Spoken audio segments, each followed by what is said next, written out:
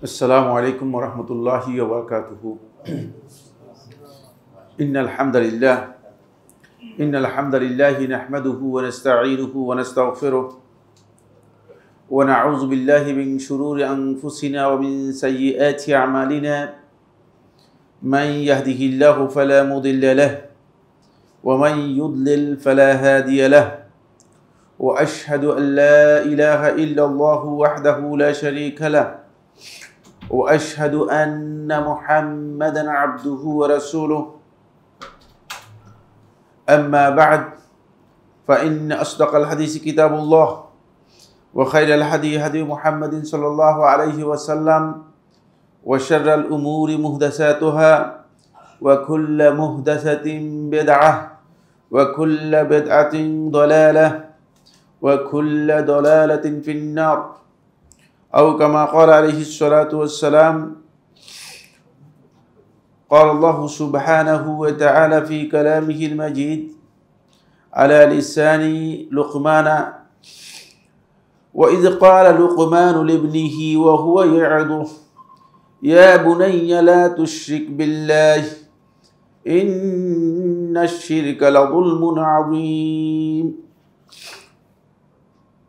عن جابر بن عبد الله رضي الله تعالى عنه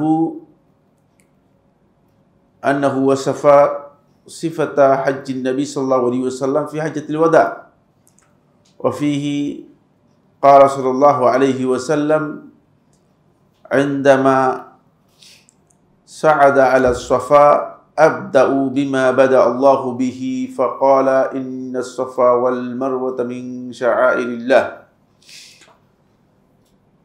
সম্মানিত উপস্থিতি, সম্মানিত দিনী ভাই বোন, আল্লাহ সুবহানাহু ওয়া তাআলার অসংখ্য মেহেরবানি যে আলহামদুলিল্লাহ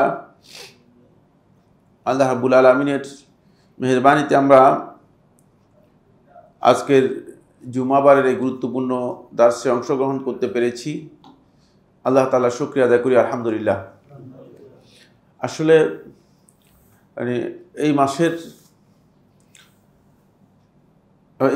এই বছরের প্রথম থেকে আরম্ভ করে আজকে পঞ্চম মাস শেষ।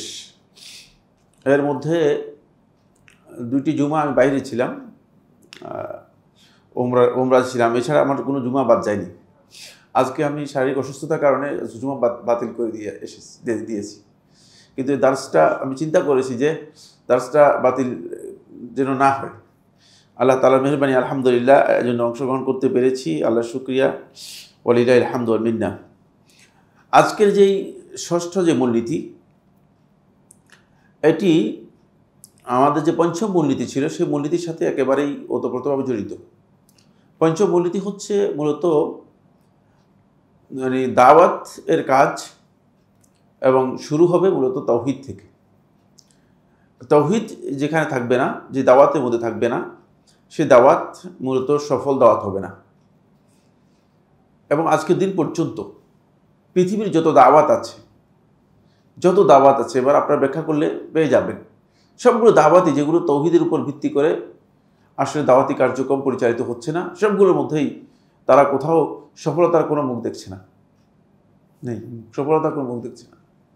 হ্যাঁ, হতে পারে সেটা হলো কোনো জাতীয়তাবাদী চেতনার বিষয় আসলে সেটা ভিন্ন কথা, সেটা তো ইসলামী দাওয়াত নয়।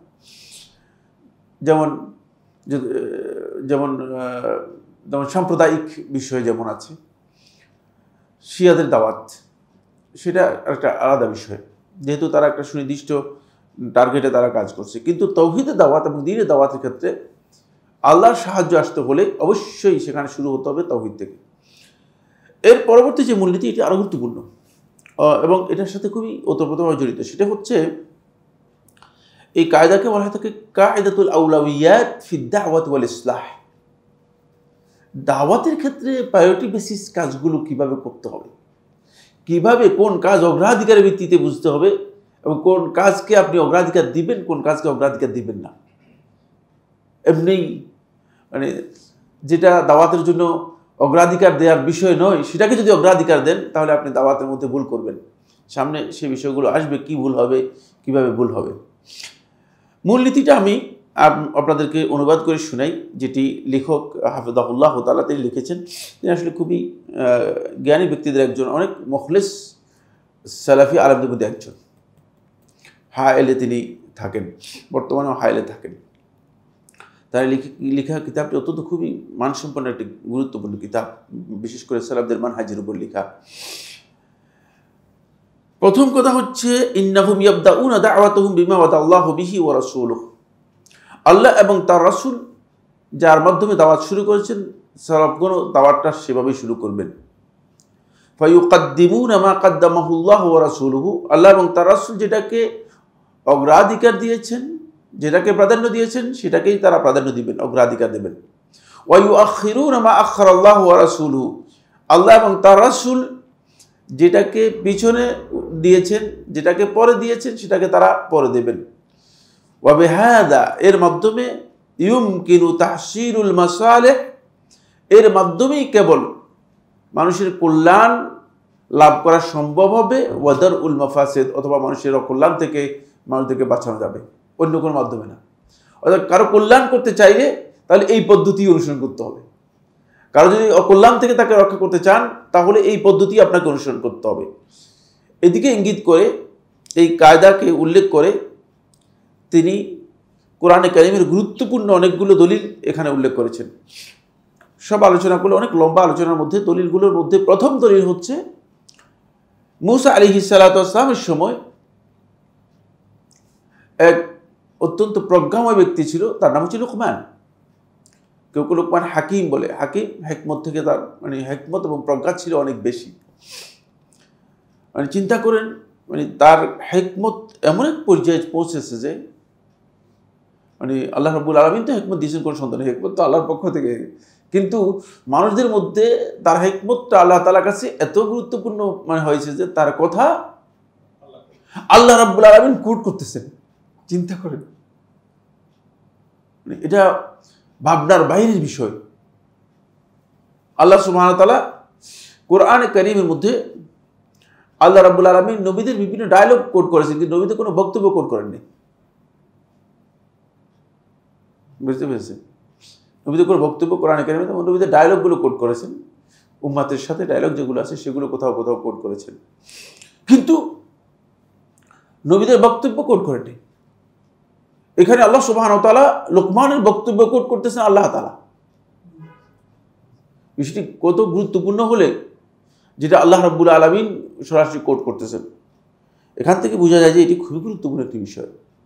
বাকি পুরো বিষয় আমি আলোচনা করবো না, আপনারা সবাই জানেন। সূরা লোকমানের 13 থেকে আরম্ভ করে 17 নম্বর আয়াত দেখে নিলে ক্লিয়ার হয়ে যাবে। ওয়াইজ ক্বালা লুকমানু লিবনিহি, যখন লোকমান তার সন্তানকে বলল, নিজের সন্তানকে তিনি উপদেশ দিচ্ছিলেন যখন, তখন ওয়া হুয়া ইয়াইদুহু, তাকে উপদেশ দিচ্ছেন। উপদেশ দেওয়ার সময় যে কথাগুলো বলছেন সেগুলো হচ্ছে ইয়া বুনাইয়া লা তুশরিক বিল্লাহ ইন্নাশ শিরকা লাযুলমুন আযীম। দেখছেন, দাওয়াতের শুরুটা কিভাবে হবে, কোনটা অগ্রাধিকার পাবে, এটা এই বক্তব্যের মধ্যে একেবারেই সুস্পষ্টভাবে প্রস্ফুটিত হয়েছে। প্রথমেই শিরকের ব্যাপারে সতর্ক করে দিচ্ছে, তাওহীদের বিষয়টি সতর্ক করে দিচ্ছে। তার কারণ হচ্ছে এটা হলো দাওয়াতের শুরু। এই জন্য দাঈ ইলাল্লাহ তিনি যদি আউলাবিয়াত না বুঝেন, তাহলে যেটা দিয়ে শুরু করার কথা নয় সেটা দিয়ে দাওয়াত শুরু করবেন, সেটা দিয়ে কী করবেন, দাওয়াত শুরু করবেন। এবং আমাদের এই সমাজের মধ্যে যেহেতু অনেকে এজেন্ডাদারি দাওয়াত, আমার হয়তো এই বক্তব্য অনেকের কাছে খুব পছন্দ হবে না। এজেন্ডাদারি দাওয়াত হলে তিনি তার এজেন্ডার দাওয়াত নিয়ে আসেন, যদিও সেটা আসলে ইম্পর্টেন্ট লেস, তেমন কোনো ইম্পর্টেন্স এর নেই, খুব বেশি গুরুত্বপূর্ণ নয়।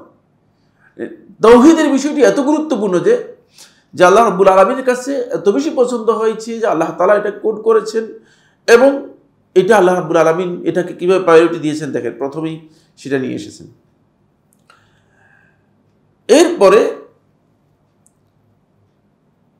আল্লাহ সুবহানাহু ওয়া তাআলা লুকমানের এই কথাটাকেই আল্লাহ রাব্বুল আলামিন এর মাঝখানে আল্লাহ তাআলা তার কথাকে কি করেছেন, ঢুকিয়ে দিয়েছেন। কথা ছিল লোকমানের কথা কোট করতেছেন, পুরাটাই তো লোকমানের কথা আসার কথা।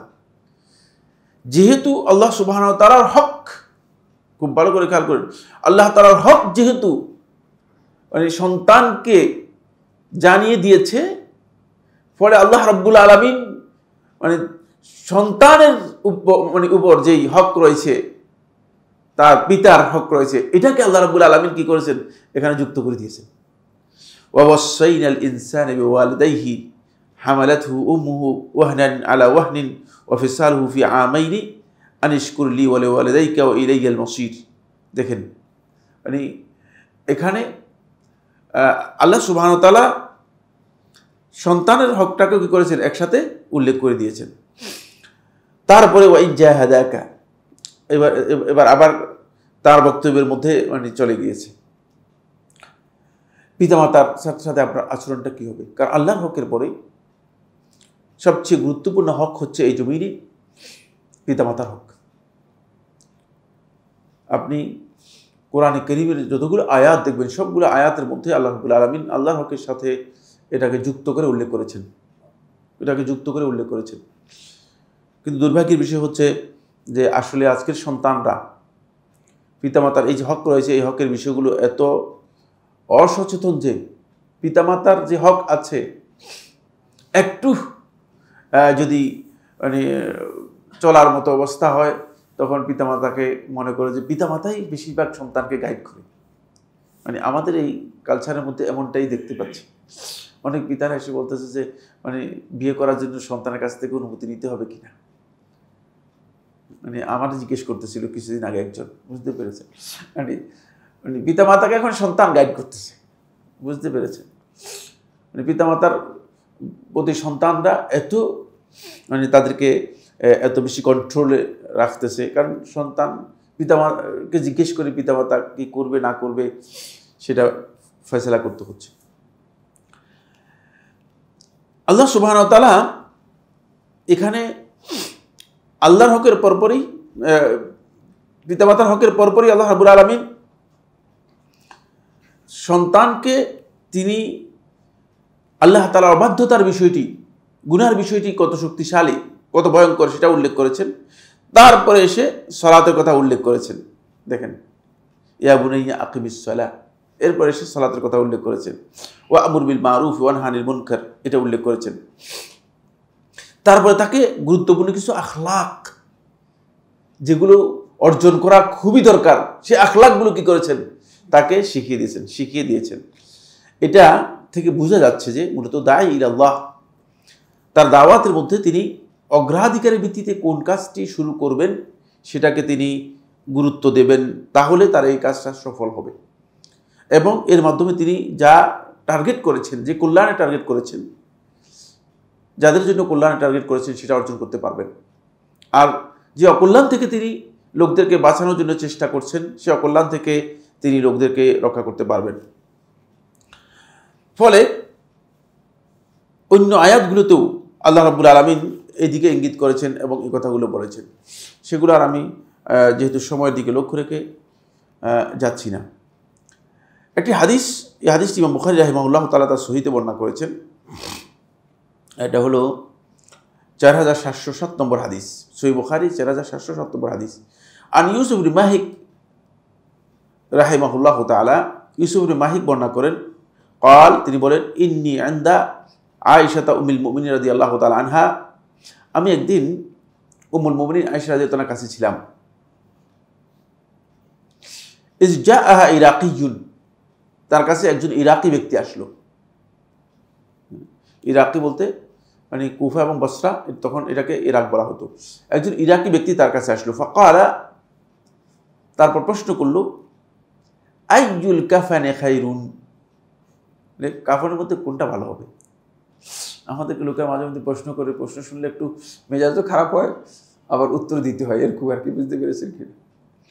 মনে হয় যেন দুনিয়ার সব কিছু ঠিক হয়ে গেছে, শুধু এই জায়গায় গিয়ে আটকা পড়ে আছে।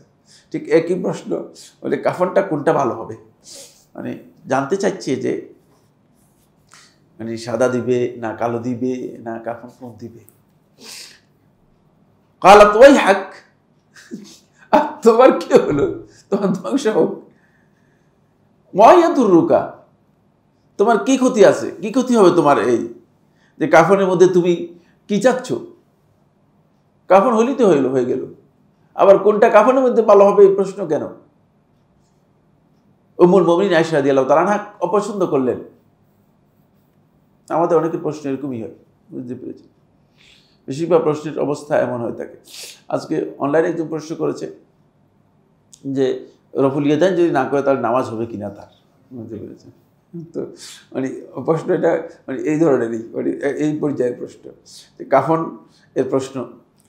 পালা তখন আবার প্রশ্ন করলে, ইয়া উম্মুল মুমিনিন, হে উম্মুল মুমিনিন, আরনি মুসহাফাক, আপনি আপনার মুসহাফটা আমাকে দেখান।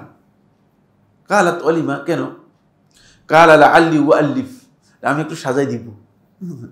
মুসহাফ তো তখন আলাদা আলাদা লেখা হতো, তখন এরকম তো বই ছিল না, বুঝতে পেরেছে। বলছে ওটা অগুছানো আছে, মানে হয়তো আপনার এটা অগুছানো আছে, এটা আমাকে আর সুন্দর করে সাজাই দিব আর কি। অনেকে আছে না মানে ফাইজলামি করে, মানে এখানে এসে বলতেছে যে আপনার মুসহাফটা দেখান, আমি আপনার মুসহাফটাকে সাজাই দিব। লাআল্লি উআল্লিফ আল কুরআন আলাইহি, মানে কোরআন অনুযায়ী এটাকে আমি সুন্দর করে সাজিয়ে দিব। ফাইন্নাহু ইউকরাউ গায়রু মুআল্লাফ, কারণ অনেকের কাছে এখনো মানে কোরআন অনুযায়ী যেভাবে সাজানো নাই, যারা মানে ওই সাজানো যে মুসহাফ যাদের কাছে পৌঁছে নাই, তারা ওই আগে যেভাবে ছিল বিক্ষিপ্তভাবে সেভাবেই আছে তাদের কাছে।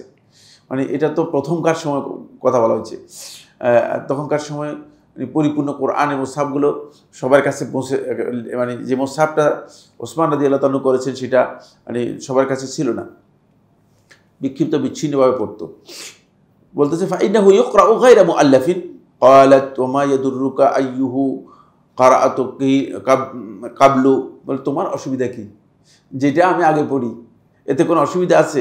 ইন্নামা নাযালা আউওয়ালা মা নাযালা মিনহু সূরাতুন মিনাল মুফাসসাল, তিনি তখন আয়েশা রাদিয়াল্লাহু বলতেছেন যে আল্লাহ সুবহানাহু ওয়া তাআলা সর্বপ্রথম যা নাজিল করেছেন রাসূলের উপর সূরাতুন মিনাল মুফাসসাল, মুফাসসাল থেকে একটি সূরা, ফিহা যিকরুল জান্নাতি ওয়ান নার, সেখানে জান্নাত এবং জাহান্নামের কথা উল্লেখ ছিল।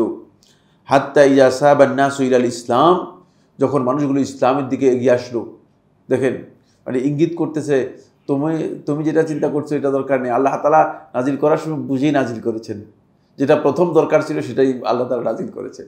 আর নাজিল করার সময় আমি নিজেই ছিলাম, প্রথম যেটা নাজিল করেছেন সেটাতে জান্নাত জাহান্নামের কথা আল্লাহ তাআলা উল্লেখ করেছেন, মানুষদেরকে প্রথম জান্নাত জাহান্নামের দিকে মানুষদেরকে উদ্বুদ্ধ করেছেন, এবং আখিরাতের প্রতি মানুষদেরকে আল্লাহ তাআলা উদ্বুদ্ধ করেছেন। সুম্মা ইজা সাহাবান নাস, যখন মানুষগুলো এরপরে দ্বীনের প্রতি এগিয়ে আসলো, অগ্রসর হলো, ইলাল ইসলাম, ইসলামের প্রতি, নাযালাল হালাল ওয়াল হারাম, তখন হালাল হারাম নাজিল করেছে, তখন হালাল হারাম নাজিল করেছে।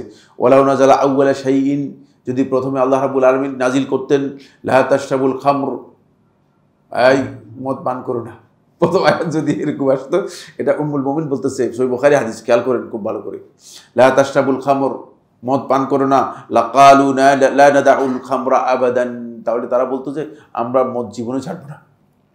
বলে তুমি আসছো বুঝছি, আমাদের সবটাই 12টা বাজাবে, বুঝতে পেরেছেন? এটি হাদিস।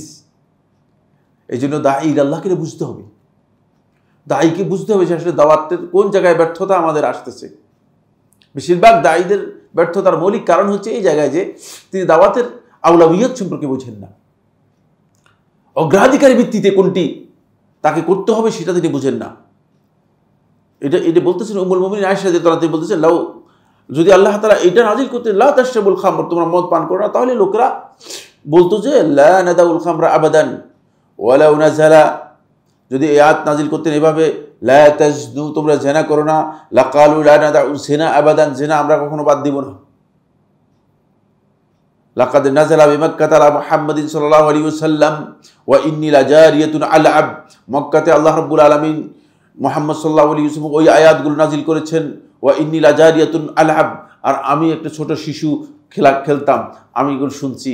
বালিস সাআতু মাউইদুহুম ওয়াস সাআতু আদহা ওয়া আমর, অর্থাৎ কিয়ামত সম্পর্কে তাদেরকে ভয় দেখানো হয়েছে, আখিরাত সম্পর্কে তাদেরকে ভয় দেখানো হয়েছে।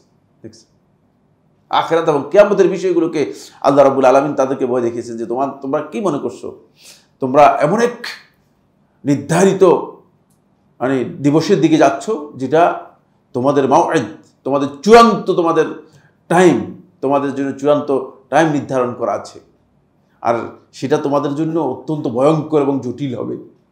কষ্টের বিষয় হবে। কিয়ামতের ব্যাপারে আল্লাহ রাব্বুল আলামিন বারবার উদ্বুদ্ধ করেছেন। ওয়ামা নাযালাত সূরাতুল বাকারাতি ওয়ান নিসা ইল্লা ওয়া আনা ইনদাহু, আর সূরা বাকারা সূরা নিসা এগুলো রাসূলুল্লাহ সাল্লাল্লাহু আলাইহি ওয়াসাল্লাম পর নাজিল হয়েছেন, তখন আমি আল্লাহ রাসূল সাল্লাল্লাহু আলাইহি ওয়াসাল্লাম স্ত্রী হিসেবে তার করেছিলাম। আমি আগে কি ছিলাম? শিশু ছিলাম, খেলতাম, তখন এই আয়াতগুলো নাজিল হয়েছে। এখান থেকে বুঝিয়েছেন উম্মুল মুমিনিন আয়েশা রাদিয়াল্লাহু তাআলা আনহা যে আল্লাহ সুবহানাহু ওয়া তাআলা আল্লাহ রাব্বুল আলামিনের জন্য এমনটা করার প্রয়োজনই নেই। কোনো প্রয়োজন ছিল কিনা? প্রয়োজন নেই, কারণ আল্লাহ রাব্বুল আলামিন তো আহকামুল হাকিমিন, সব কিছুর ক্ষমতার আল্লাহ তাআলার হাতে রয়েছে। আল্লাহ রাব্বুল আলামিন কোরআনে কারীমের বিধান ডাইরেক্ট দিয়ে দিতে পারতেন না। আমাদের অনেক দায়ী আল্লাহ আছে, ডাইরেক্ট কী করে দেয়? জবে করে দেয়, একবারে সোজা জবে করে দেওয়ার জন্য চেষ্টা করে। সোজা জবে করার মাসালা নয়, কারণ দাওয়াতের পদ্ধতি না জানার কারণেই মূলত আমরা এই কাজগুলো এইভাবে করছি। আমি কোনটা আগে কোনটা পরে, কোনটা প্রথম হচ্ছে, কোনটা অতীব গুরুত্বপূর্ণ, আহাম্মুল মুহিম্মাত, গুরুত্বপূর্ণ বিষয়গুলোর মধ্যে অতীব গুরুত্বপূর্ণ, এটা হলো 1 নম্বর বিষয়। 2 নম্বর হচ্ছে কোনটা বেশি গুরুত্বপূর্ণ, আল মুহিম, আহাম্মুল মুহিম, যেটা বেশি গুরুত্বপূর্ণ। তারপর হচ্ছে যেটা তুলনামূলক গুরুত্বপূর্ণ, তারপরে হচ্ছে গুরুত্বপূর্ণ। এই জিনিসগুলো আমাকে বুঝতে হবে, এই বিষয়গুলো আমাদেরকে বুঝতে হবে। এইভাবে যদি আমরা দাওয়াতের কাজ করি, তাহলে আমাদের দাওয়াতের কাজ কি হবে? গ্রহণযোগ্যতা পাবে। এবং গ্রহণযোগ্যতার বিষয় নয়, দাওয়াত তো কোনটা গ্রহণযোগ্য হবে না হবে আল্লাহ তাআলাই ভালো জানেন, কিন্তু এর মাধ্যমেই মূলত প্রকৃত মাসলাহাতটা কি হবে? বাস্তবায়ন সম্ভব হবে। এর মাধ্যমে প্রকৃত মানুষের যে জিনিসটুকু মানুষ থেকে আমি দূর করতে চাচ্ছি, মানুষের যে অকল্যাণ আছে, সেই অকল্যাণ থেকে তাদেরকে আমি বাঁচাতে পারবো। কারণ এই পদ্ধতিটাই আল্লাহ তাআলা অনুসরণ করেছেন। তো আল্লাহর কাছ থেকে পদ্ধতি না নিয়ে রাসূলের কাছ থেকে পদ্ধতি যদি না নিই, তাহলে আমার এই পদ্ধতি ভুল হবে, কোনো সন্দেহ নেই। এই বিষয়টি আমাদেরকে খেয়াল রাখতে হবে। এখান থেকে এই হাদিস থেকে স্পষ্ট করে এটা বোঝা যাচ্ছে যে, দেখেন, উম্মুল মুমিনিন আয়েশা রাদিয়াল্লাহু তাআলা আনহা, এই লোকের প্রথম যে প্রশ্নটা ছিল কাফনের ব্যাপারে, তার প্রশ্নটাকে এত উপেক্ষা করেছেন যে প্রশ্ন কোনো উত্তরই দিয়েছেন কিনা? হ্যাঁ, কোনো উত্তর দিন নেই। দেখছেন হাদিসটা আমরা পুরোটা অর্থ করে ফেলেছি। কোনো উত্তরই দেন নাই। কেন উত্তর দেন নাই? এই ফালতু প্রশ্নের প্রয়োজন নেই, উম্মতের জন্য ফালতু এই প্রশ্ন প্রয়োজন নেই, বুঝলেন? কোনো কাজে লাগবে না এই প্রশ্ন। দ্বিতীয়, সেই যেই প্রস্তাব দিয়েছে সেই প্রস্তাবটা ভালো, কিন্তু সেই প্রস্তাবটাও তিনি গ্রহণ করেন নাই, যেহেতু তিনি জানেন যে এর মধ্যে আসল কল্যাণ নেই। এবং তাকে এটা বোঝানোর জন্য চেষ্টা করেছেন যে তুমি পিছন দিক থেকে আসতেছো, নিচের দিক থেকে আসতেছো, এটা এই পদ্ধতি সঠিক নয়, তোমার এই কাজটা সঠিক নয়, তোমার এই কাজটা সঠিক নয়। এই জন্য দায়ীদেরকে মুখাতাব করা, কাদেরকে অ্যাড্রেস করতেছে সেই বিষয়গুলো বুঝে তারপরে অ্যাড্রেস করতে হবে। আসুন, এই মর্মে আরেকটি হাদিস সহিহ মুসলিমের মধ্যে এসেছে। সহিহ মুসলিমের এই হাদিসটি হচ্ছে মূলত রাসূলুল্লাহ সাল্লাল্লাহু আলাইহি ওয়াসাল্লামের সবচেয়ে বড় হাদিসের মধ্যে একটি। এটা হজ্জাতুল ওয়াদা, বিদায় হজের পরিপূর্ণ বিবরণ দিয়েছেন জাবির ইবনে আব্দুল্লাহ রাদিয়াল্লাহু তাআলা। জাবির ইবনে আব্দুল্লাহ রাদিয়াল্লাহু তাআলা বিদায় হজে যে বিশাল বিবরণ দিয়েছেন, এই বিবরণের মধ্যে একটি, রাসূলুল্লাহ সাল্লাল্লাহু আলাইহি ওয়াসাল্লাম যখন সাফা পাহাড়ে উঠলেন সাই করার জন্য, তখন রাসূলুল্লাহ সাল্লাল্লাহু আলাইহি ওয়াসাল্লাম ইন্না সাফা ওয়াল মারওয়াতা মিন শাআইরিল্লাহ এই আয়াতটি তেলাওয়াত করলেন, যে সাফা এবং মারওয়া এই দুটি হচ্ছে আল্লাহ তাআলার নিদর্শন সমূহের অন্যতম। এরপর রাসূলুল্লাহ সাল্লাল্লাহু আলাইহি ওয়াসাল্লাম বললেন, আবদাউ বিমা বাদা আল্লাহু বিহি, আমি আল্লাহ তাআলা যেটা দিয়ে শুরু করেছেন সেখান থেকে শুরু করব। এখান থেকে বোঝা যায় যে রাসূলুল্লাহ সাল্লাল্লাহু আলাইহি ওয়াসাল্লাম এই আয়াত দিয়ে ইস্তেদলাল করতেছেন যে যেই কাজটা গুরুত্ব বেশি এবং আল্লাহ তাআলা যেটা দিয়ে শুরু করেছেন সেটা দিয়ে শুরু করতে হবে। এখানে দাওয়াতের যেই তাদাররুজ এবং তারতিব, তাদাররুজ হচ্ছে স্টেপ বাই স্টেপ, এবং তারতিব এর যে ধারাবাহিকতা কাজের, সেই বিষয়টি যাতে করে আমরা বুঝতে পারি, এই জন্য আল্লাহ রাসূল সাল্লাল্লাহু আলাইহি ওয়াসাল্লাম এইভাবে বলেছেন এই হাদিসের মধ্যে। এখান থেকে প্রথমে যে বিষয়টি আমাদের খুবই গুরুত্বপূর্ণ সেটা হলো, 1 নম্বর হচ্ছে দায়ীদের উপর ওয়াজিব হচ্ছে ফিকহুল আউলাবিয়াত সম্পর্কে জ্ঞান অর্জন করা। ফিকহুল আউলাবিয়াত হচ্ছে কোন কাজটি অগ্রাধিকার ভিত্তিতে করতে হবে, কোন কাজটি অগ্রাধিকার ভিত্তিতে করতে হবে না, এই ফিকহ জানতে হবে। এটি একটি জ্ঞানের বিষয়, খুবই খুবই গুরুত্বপূর্ণ।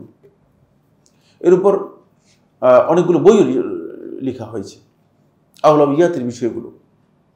যদি গুরুত্বপূর্ণ চেয়ে মানে কম গুরুত্বপূর্ণ বিষয় আপনি ব্যস্ত হয়ে যান, মুস্তাহাব, সুন্নত, নফল এগুলো নিয়ে ব্যস্ত হয়ে যান, তাহলে আপনি গুরুত্বপূর্ণ বিষয়গুলো কি করতে পারবেন না, অ্যাড্রেস করতে পারবেন না, সে কল্যাণ মানুষদেরকে দিতে পারবেন না। সামনে শেখুল ইসলাম ইবনে তাইমিয়া রাহমাতুল্লাহ এবং অন্যদের বক্তব্য আমি আপনাদের সামনে পড়ে শোনাবো। মানে দাওয়াতের মানহাজের মধ্যে এটা অত্যন্ত গুরুত্বপূর্ণ যে আপনি আসলে কোন ধরনের লোকদেরকে দাওয়াত দিচ্ছেন। যাদেরকে দাওয়াত দিচ্ছেন তারা যদি মানে তাওহীদ সম্পর্কে জ্ঞান রাখে, তাহলে তাদেরকে আপনি তাওহীদের পরবর্তী স্টেপে দাওয়াত দিবেন। তাওহীদের পরবর্তী স্টেপ হচ্ছে তাদেরকে সুন্নাহর জ্ঞান দিবেন। সুন্নাহ বলতে কোনটাকে বোঝায়? আমরা এখানে অনেকবার বলেছি সুন্নাহ কাকে বলা হয়, কে বলতে পারবেন? হ্যাঁ, রাসূলুল্লাহ সাল্লাল্লাহু আলাইহি ওয়াসাল্লামের পদ্ধতি। সুন্নাহ হচ্ছে রাসূলুল্লাহ সাল্লাল্লাহু আলাইহি ওয়াসাল্লাম পদ্ধতি। সুন্নাহ বলতে এখানে উদ্দেশ্য এই নয় যে যেটা মানে ফরজও নয়, ওয়াজিব নয়, করলে সওয়াব আছে, এই সুন্নতকে বোঝাচ্ছি না। মেসওয়াক করা বোঝান না, তারপরে এই ঢিলাকুলুক নেওয়া ইত্যাদি সুন্নতের কথা বলতেছি। আর সুন্নাহ হচ্ছে গোটা রাসূলুল্লাহ সাল্লাল্লাহু আলাইহি ওয়াসাল্লাম জীবন পদ্ধতি, যেটা এটা হচ্ছে সুন্নাহ। বুঝতে পেরেছেন? এটা হচ্ছে সুন্নাহ। এবার সুন্নাহ সম্পর্কে জ্ঞান দেবেন। তারপরে সুন্নাহ সম্পর্কে তাকে জ্ঞান দেওয়ার সাথে তাকে অবশ্যই হালাল হারামের বিষয়গুলো আপনাকে কি দিতে হবে, তারপরে যেতে হবে। এটার তারতিব আপনাকে বুঝতে হবে। এটা ওয়াজিব, বিশেষ করে দায়ীদের জন্য ওয়াজিব। দ্বিতীয় নম্বর ওয়াজিব হচ্ছে ফিকহুল আউলাবিয়াতের জ্ঞানের সাথে অবশ্যই তাকে এর উপর নির্ভর করবে বা এর উপর পরবর্তী জ্ঞান তাকে যেটা দিতে হবে সেটা হচ্ছে সিয়াসা শারঈয়া। সিয়াসা শারঈয়া হচ্ছে শরীয়তের যেই মানে মানুষদের কল্যাণ এবং অকল্যাণ এর পদ্ধতি, এটাকে বলা হয় তাকে মানে ইসলামী রাজনীতি, এর উপর নির্ভর করছে। মানে প্রথম যে প্রাথমিক যে জ্ঞান আছে সেই জ্ঞান যদি কেউ অর্জন না করতে পারে, মৌলিক যে বিষয়গুলো আছে সেগুলো যদি কেউ অর্জন করতে না পারে, তাহলে সে ব্যক্তি ইসলামী রাজনীতির যে বিষয়গুলো আছে সেগুলো লাভ করতে পারবে না। ইসলামী রাজনীতির মূল বিষয় হচ্ছে দুটি। এক নম্বর হচ্ছে জলবুল মাসালেহ, মানুষের কল্যাণ করা, আর দুই নম্বর বিষয় হচ্ছে দারউল মাফাসিদ, মানুষের অকল্যাণ থেকে মানুষদেরকে রক্ষা করা। এটা নাম হচ্ছে ইসলামী রাজনীতি। আমরা বলছি কি বলে কি এতদিন পর্যন্ত রাজনীতি কি শুনলাম, আর এখন কি বলতেছে? এটাই হচ্ছে ইসলামী রাজনীতির মূল কথা। শেখুল ইসলাম ইবনে তাইমিয়া রাহমাতুল্লাহ একটা কিতাব লিখেছেন আর সিয়াসা শারঈয়া, এর মধ্যে এই বিষয়ে আলোচনা করেছেন। আর সিয়াসা শারঈয়ার উপর ইমাম মাওয়ার্দী রাহমাতুল্লাহ কিতাব লিখেছেন, এর মধ্যে এই বিষয়ে আলোচনা করেছেন। বুঝতে পেরেছেন? এই ইমাম ইজ্জুদ্দিন ইবনে আব্দুস সালাম রাহিমাহুল্লাহ তাআলা তিনি এর উপর মানে বিস্তারিত আলোচনা করেছেন। সেটা হচ্ছে জালবুল মাসালিহ ওয়া দারুল মাফাসিদ। এটা হচ্ছে ইসলামী রাজনীতির মূল বিষয়। মানুষের কোনো কল্যাণই করতে পারলেন না, বুঝলেন? মানে সারা জিন্দেগি মানে মিটিং করে গেলেন, কি রাজনীতি করলেন আপনি? কারো কোনো কল্যাণে কোনো কিছু করতে পারেননি, কিছু করতে পারেন। এটা ইসলামী রাজনীতি বলা হয় না। মানুষের কল্যাণের জন্য করতে হবে এবং মানুষ থেকে অকল্যাণ দূর করার জন্য চেষ্টা করতে হবে। এরপরে এখানে যে বিষয়টি জানতে হবে সেটা হলো এই, যদি তিনি এই ফিকহুল আউলাবিয়াত এটার জ্ঞান রাখেন এবং দাওয়াতের এই পদ্ধতি সম্পর্কে জ্ঞান রাখেন, তাহলে এর মাধ্যমেই কেবলমাত্র কল্যাণ লাভ করা এবং কল্যাণ থেকে রক্ষা পাওয়ার সুযোগ পাবে, অন্যথায় সুযোগ পাবে না। 4 নম্বর যে বিষয়টি সেটা হলো দাওয়াত এবং দায়ীর সফলতা নির্ভর করছে এর উপর। দায়ীর আল্লাহ তখনই সফল হবেন, তখনই তিনি সত্যিকার তার যে কল্যাণ আছে সেই কল্যাণ অর্জন করতে পারবে। দাওয়াতকে এই পদ্ধতি অনুসরণ করে দাওয়াত দেওয়া শুরু করবেন। এখানে 5 নম্বর যে পয়েন্টটি সেটা হলো, এই বর্ণনা থেকে বোঝা যায় দাওয়াতের ক্ষেত্রে অবশ্যই তাদাররুজ হচ্ছে স্টেপ বাই স্টেপ, ধাপে ধাপে আপনাকে দাওয়াতের ক্ষেত্রে অগ্রসর হতে হবে। এখানে আমরা জানি যে রাসূলুল্লাহ সাল্লাল্লাহু আলাইহি ওয়াসাল্লামের হাদিস, একটা প্রসিদ্ধ হাদিস রয়েছে, মুআয ইবনে জাবাল রাদিয়াল্লাহু আনহু বর্ণিত হাদিস, যেখানে আল্লাহ রাসূল সাল্লাল্লাহু আলাইহি ইসলাম দাওয়াতের পদ্ধতি তাকে কি করেছেন, কিভাবে দাওয়াত দিবেন, যখন ইয়ামানে যাবে তখন কি দাওয়াত দিবেন সে বিষয়টি আলোচনা করেছেন। আপনাকে এর ক্রমধারা বুঝতে হবে, এর ধারাবাহিকতা বুঝতে হবে। যদি এর ধারাবাহিকতা না বুঝেন তাহলে দাওয়াতের মধ্যে আপনি যে কোনো কারণেই হয়তো আপনি দাওয়াতের মধ্যে কিছু ভুল কাজ যেগুলো আপনি মনে করছেন যে হয়তো করা দরকার সেগুলো আপনি হয়তো না করে ভুল বিষয়গুলো আপনি করে ফেলবেন। আল্লাহ রাসূল সাল্লাল্লাহু আলাইহি ওয়াসাল্লাম এই কারণেই সাহাবায়ে কেরামদেরকে যখন দাওয়াতের জন্য রাসূলুল্লাহ সাল্লাল্লাহু আলাইহি ওয়াসাল্লাম পাঠাতেন অথবা দাওয়াতের দায়িত্ব দিতেন, তখন রাসূলুল্লাহ সাল্লাল্লাহু আলাইহি ওয়াসাল্লাম সেইভাবেই সাহাবায়ে কেরামদেরকে সতর্ক করতেন। এইটাই বোঝা যায় যে অগ্রাধিকারের ভিত্তিতে করণীয় কাজগুলো সম্পর্কে আমাদেরকে জ্ঞান দিতে হবে। এই বিষয়ে শেখুল ইসলাম ইবনে তাইমিয়া রাহমাতুল্লাহি আলাইহি তিনি তার বিস্তারিত আলোচনা করেছেন কিতাবুন নবুওয়াতের মধ্যে। প্রথম খণ্ডের 168 পৃষ্ঠায় এই বিষয়ে বিস্তারিত আলোচনা করেছেন শেখুল ইসলাম ইবনে তাইমিয়া রাহমাতুল্লাহি আলাইহি।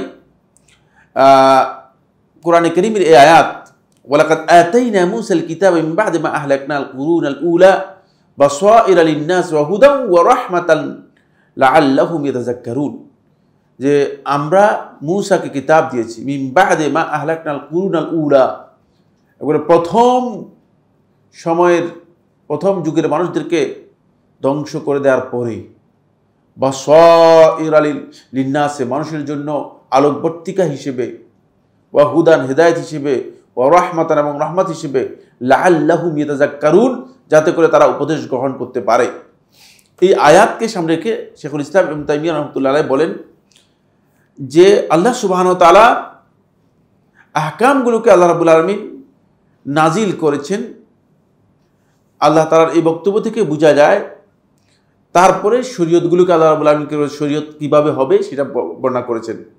লাম্মা আহলাকাল্লাহু ফিরআউন ওয়া কওমাহু, যখন আল্লাহ সুবহানাহু ওয়া তাআলা ফিরআউন এবং ফিরআউনের কওমকে ধ্বংস করে দিয়েছেন, ওয়াস্তাকাররাত দাওয়াতু মূসা আলাইহিস সালাতু ওয়াস সালাম, মূসা আলাইহিস সালাতু ওয়াস সালামের দাওয়াত যখন লোকদের মধ্যে মানে এখন এস্টাবলিশড হয়েছে, আনজালাল্লাহু আলাইহিল কিতাবাল্লাযী হুয়াত তাওরাত, আল্লাহ রাব্বুল আলামিন মূসার উপর সেই কিতাব নাজিল করেছেন যে কিতাবের নাম হচ্ছে তাওরাত। হ্যাঁ, কিতাবটা কোথায় পেয়েছে মূসা? কারণ এই গন্ডগোলের মধ্যে যদি কিতাব নাজিল করতো তাহলে মানুষ কিতাবের বিধান শুনতোই না। এমনি অবস্থা খারাপ, একদিকে ছেলে সন্তানদেরকে হত্যা করে ফেলতেছে, আরেকদিকে নির্বিচারে মানুষের উপর জুলুম অত্যাচার করতেছে ফিরআউন এবং ফিরআউনের বাহিনী। এখন এখানে মূসা এসে যদি কিতাব একটা ধরাই দিয়ে বলে যে এই অনুযায়ী চলো, বলে ওই মিয়া তুমি সরো, এখান থেকে যাও, তুমি এখান থেকে যাও, আমরা তোমার কথা শুনবো না। এটি শেখুল ইসলাম ইবনে তাইমিয়ার বক্তব্য। দেখেন, এই জন্য যখন আল্লাহ তাআলা বলতেছেন এভাবেই করেছি, ওয়ালাকাদ আতাইনা মূসাল কিতাবা মিন বা'দি মা আহলাকনাল কুরুনাল উলা, তাদেরকে ধ্বংস করার পরে কিতাব দিয়েছি। কারণ হচ্ছে মানে তোমাদের চোখের সামনে বা এটা তোমাদের জন্য সুস্পষ্ট দলিলের মতো, তোমরা সব দেখেছ, সুতরাং এরপরে কিতাব তোমাদেরকে দেওয়া হয়েছে। এই জন্য কিতাবটা পরে দেওয়া হয়েছে, এই কিতাবের মাধ্যমে তারা যাতে করে হেদায়েত কি করতে পারে, হেদায়েতের রাস্তা তারা লাভ করতে পারে। ফলে শেখুল ইসলাম ইবনে তাইমিয়া রাহমাতুল্লাহি আলাইহি বলেন এই আয়াত থেকে গুরুত্বপূর্ণ কোরআন এবং হাদিসের গুরুত্বপূর্ণ কিছু মূলনীতি এই আয়াত থেকে আমরা বুঝতে পেরেছি যে দাঈ ইলাল্লাহ প্রথমে যেটি অতীব গুরুত্বপূর্ণ, সেখান থেকে যেটা গুরুত্বপূর্ণ সেই দিকে তার দাওয়াতকে কি করবে, ধাবিত করবে। মিসালু যালিকা, এর উদাহরণ হচ্ছে লাউ রাআইতা রাজুলান ইয়ারতাকিবু মাসিয়াতান মিনাল মাআসি, দেখেন যে একজন লোক মানে একটা গুনাহ করতেছে, ওয়া হুয়া মুশরিক, সে মুশরিক, কিন্তু দেখতেছে যে একটা গুনাহ করতেছে। এর উদাহরণ হচ্ছে মুশরিক ব্যক্তি শিরক করে, মানে মুশরিক, আপনি জানেন যে লোকটা মুশরিক, কিন্তু দেখতেছে যে একটা গুনার কাজ করতেছে। হাল তাকুলু লাহু, তাকে কি আপনি বলবেন সাল্লি ওয়া হুয়া মুশরিক? মুশরিককে বলবেন আসো যাই সালাত আদায় করো, এই সালাত আদায় করো না কেন? দাওয়াতের মানে পদ্ধতি নয় এটা। তাকুলু লাহু সুম, রমাদানের সিয়াম পালন করো, ওয়া হুয়া মুশরিক, অথচ সে মুশরিক। আম তাকুলু লাহু উদখুল ফিল ইসলাম ওয়ানতুক বিশহাদাতাইন, তাকে আপনি বলবেন যে প্রথমে ইসলাম গ্রহণ করো, শাহাদাতাইন তাকরীর করো, ঘোষণা দাও, ওয়া আকরা বিত-তাওহীদ আউয়ালান, প্রথমে তাওহীদের ইকরার করে ঘোষণা দাও, সুম্মা তা'মুরুহু বা'দা যালিকা বিস-সালাহ, এরপরে সালাতের নির্দেশ দিবেন। ফা ইন্নাকা লাউ আমারতাহু বিস-সালাতি ওয়া হুয়া মুশরিক, মুশরিককে যদি তুমি প্রথমে সালাতের নির্দেশ দাও, সালাত গুরুত্বপূর্ণ, কিন্তু সালাতের চেয়ে তাওহীদ অনেক বেশি গুরুত্বপূর্ণ, তাহলে সে কি বলে লান তাকাদাহু আউয়ালান, প্রথমেই সে সেটাকে অস্বীকার করবে, সে প্রথমেই তোমার এই বক্তব্যকে সে ডিনাই করবে, এই বক্তব্য কি করবে না, গ্রহণ করবে না। ফাকাইফা বিগাইরিহি, সুতরাং অন্যদের ব্যাপারে কেমন, কাইফা তা'মুরু মান লাইসা বিমুসলিমিন বিস-সালাহ ফাইন্না হাযা খিলাফুল মাতলুব, সুতরাং যে ব্যক্তি মুসলিমই না তাকে কিভাবে তুমি সালাতের নির্দেশ দিচ্ছ। এজন্য আমাদের এখানে অনেকগুলো ভুল, এর মধ্যে একটা ভুল হচ্ছে যে সুবহানাল্লাহর ফজিলত নিয়ে আপনি আলোচনা করতেছেন, কিন্তু এই লোকটা মুশরিক না মুসলিম সেটাও জানি না, তার ঈমান ঠিক আছে কিনা, আদৌ ঈমানের উপর আছে কিনা, ঠিক না, এটা তো গুরুত্বপূর্ণ বিষয়, আসলে এটা গুরুত্বপূর্ণ বিষয়। আপনি জান্নাত জাহান্নাম মানে একেবারে সরাসরি দিয়ে দিচ্ছেন, কিন্তু আপনি এই লোক ব্যক্তির মানে হাকিকতুল ঈমান তার আছে কিনা, আদৌ ঈমানের উপর আছে কিনা সেটাই আমার জানা নেই। মিসালুন আখার, দ্বিতীয় একটা উদাহরণ দিয়েছেন শেখুল ইসলাম রহমতুল্লাহ, বলেন লাউ রাআইতা শাখসান ইয়াশরাবু দুখান ওয়া হুয়া মুশরিক, যদি কোনো ব্যক্তি দেখো যে মানে সে মানে বিড়ি বা সিগারেট খাচ্ছে ইত্যাদি, তুমি মুশরিক, তাকে কি মানে এখান থেকে নিষেধ করবা, নাকি তুমি বলবা যে প্রথমে শিরক থেকে তুমি তাকে ফিরানোর জন্য চেষ্টা করবে, শিরক থেকে ফিরানোর জন্য চেষ্টা করবে। কারণ এই ব্যক্তির কাছে সবচেয়ে গুরুত্বপূর্ণ বিষয় হচ্ছে সে আসলে দ্বীনে আসতে হবে, তার অন্যায় যে কাজগুলো আছে সেগুলো তখনই আমরা ধরে দেব, তখনই আমরা বলবো যখন সে দ্বীনের মধ্যে আসবে, পরিপূর্ণরূপে দ্বীনের মধ্যে আসবে। ঠিক অনুরূপভাবে ইনকারুর রিবা, সুদ অস্বীকার করা, ওয়াজিনা ওয়া ইয়া'মুরুনা বিল হিজাব, মানুষদেরকে পর্দার নির্দেশ দেওয়া, এগুলো সবগুলো শরীয়তে যে বিধি নিষেধগুলো আছে সবগুলোর জন্য ভিত্তি হচ্ছে অবশ্যই তার কাছে মানে প্রথমে ইসলামের মৌলিক বিষয়গুলো সম্পর্কে তার পরিপূর্ণ জ্ঞান থাকতে হবে। যদি ইসলামের মৌলিক বিষয় সম্পর্কে তার কাছে জ্ঞান না থাকে, তাহলে আপনি যদি তাকে চেষ্টা করেন আপনি দাওয়াত দেওয়ার জন্য, তাহলে আপনি দাওয়াত দিতে গিয়ে দাওয়াত ক্ষতিগ্রস্ত হবে এবং আপনার দাওয়াত সফলতা লাভ করবে না, দাওয়াতি কাজ কি হবে না, সফলতা লাভ করবে না। শেখুল ইসলাম ইবনে তাইমিয়া রাহমাতুল্লাহ আলাইহি বলেন যে এই কারণেই মূলত ফাকাদ সার আলা মানহাজি রাসূল ফি দাওয়া, তিনি তার জীবনেও তিনি রাসূলদের মানহাজকেই দাওয়াতের ক্ষেত্রে গ্রহণ করেছেন, অনেক বেশি অগ্রাধিকার দিয়েছেন তাওহীদের বিষয়ে, শিরকের বিষয়ে। যখন আমাদের এই সময় যে শিরক আছে, তখনকার সময় শিরক এত বেশি ছিল না, মানে এত বেশি শিরক ছিল না। 788 সনে মারা গিয়েছেন, তাহলে মানে অষ্টম শতাব্দীর শুরু, ঠিক না, হিজরি অষ্টম শতাব্দীর শুরু, তখন মুশরিকের সংখ্যা কত বেশি ছিল, কিন্তু শিরক এবং তাওহীদের ব্যাপারে এত বিস্তারিত আলোচনা করেছেন, এত বিস্তারিত মানুষের কাছে তুলে ধরেছেন, যেটা অন্য বিষয় সম্পর্কে এত বিস্তারিত আলোচনা করেননি। ফলে মানে আল্লাহ সুবহানাহু ওয়া তাআলা তার এই কাজটাকে আল্লাহ তাআলার কাছে এত গ্রহণযোগ্য হয়েছে যে মানে হতে পারে যে কিয়ামত পর্যন্ত মানুষ এখান থেকে কি করবে, অনেক বেশি উপকৃত হবে। আর সেটা মানুষের কাছে এমনভাবে গ্রহণযোগ্যতা লাভ করেছে, গোটা পৃথিবীর মানুষ এখান থেকে উপকৃত হচ্ছে, এই কাজ থেকে উপকৃত হচ্ছে, তাওহীদের এই বিষয়গুলো থেকে তারা তাওহীদের যে প্রকৃত জ্ঞান রয়েছে সেই জ্ঞানটুকু অর্জন করতে সক্ষম হচ্ছে।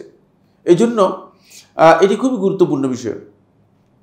ফলে শেখ মুহাম্মদ ইবনে আব্দুল ওয়াহাব রাহমাতুল্লাহি আলাইহি যখন আসেন, তখন সৌদি আরবে অনেক বেশি শিরক ছিল, এরকম না, কিছু কিছু ছিল, কিছু কিছু জায়গায় শিরক ছিল, কারণ কিছু জাহেলিয়ত ছিল, কুসংস্কার ছিল ব্যাপক। কারণ তারা যারা জাহেলি সমাজের মধ্যে ছিল, ওই জাহেলি সমাজের লোকগুলো আবার ওই জাহেলিয়তের দিকে ফিরে গিয়েছিল, কিছু জাহেলিয়ত তাদের মধ্যে কি হয়েছে, আবার ফিরে এসেছিল, কিন্তু শিরক অনেক বেশি ছিল এমন নয়। কিন্তু শেখ রাহিমাহুল্লাহ তাআলা মানে তাওহীদকে এত বেশি অগ্রাধিকার দিয়েছেন, তাওহীদের বিষয়টাকে এত বেশি গুরুত্ব দিয়েছেন, ফলে এই তাওহীদের মানে সেই যে দাওয়াত দিয়েছেন 1206 হিজরি সনে শেখ রহমতুল্লাহ মারা গিয়েছেন, আজকে হচ্ছে কত 1445 পর্যন্ত, 1445 পর্যন্ত এই দাওয়াতের যে রেজাল্ট, এই দাওয়াতের যে ফল, মানে তারা দুনিয়ার জীবনে পাচ্ছে। এখান থেকে যত পিছিয়ে যাবে তত তারা ক্ষতিগ্রস্ত হবে, তত গোটা উম্মত ক্ষতিগ্রস্ত হবে। শুধু তারা নয়, গোটা উম্মতই ক্ষতিগ্রস্ত হবে। এই দাওয়াতের যেই মৌলিক বিষয়টাকে উপলব্ধি করে মৌলিক বিষয় মানুষের কাছে তুলে ধরা হচ্ছে দাওয়াতের মূল কাজ। এই জন্য দাঈ ইলাল্লাহ যিনি হবেন, তিনি দাওয়াতটা দিবেন এই জায়গায়। তিনি কি মানুষদেরকে মানে হাসাতে পারলেন না কাঁদাতে পারলেন, মানুষদের মন জয় করতে পারলেন কি মন জয় করতে পারলেন না, তিনি মানুষের কাছে ভাইরাল হলেন কি হলেন না, মানে এই দাওয়াতের চেয়ে তার মূল বিষয় হচ্ছে তিনি আসলে যেটা হক, যেটা মূল দাওয়াত, সেই দাওয়াতের দিকে তিনি অগ্রসর হবেন। এই বর্ণনা থেকে বা এই কায়দা থেকে আমরা দুটি মূলনীতিকে পেয়েছি। একটা হচ্ছে দাওয়াতের ক্ষেত্রে আমাদেরকে অগ্রাধিকারের ভিত্তিতে কাজ করতে হলে অবশ্যই এখানে মৌলিক দুটি জিনিস জানতে হবে। একজন হচ্ছে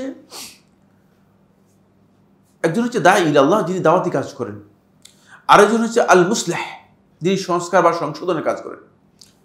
দাঈ ইলাল্লাহ যিনি দাওয়াতে কাজ করে থাকেন তিনি, আর মুসলিহ যিনি সংস্কারের কাজ করেন। কাজ দুইটা যদিও একই ধারার কাজ, কিন্তু দুইটার ধরন ভিন্ন।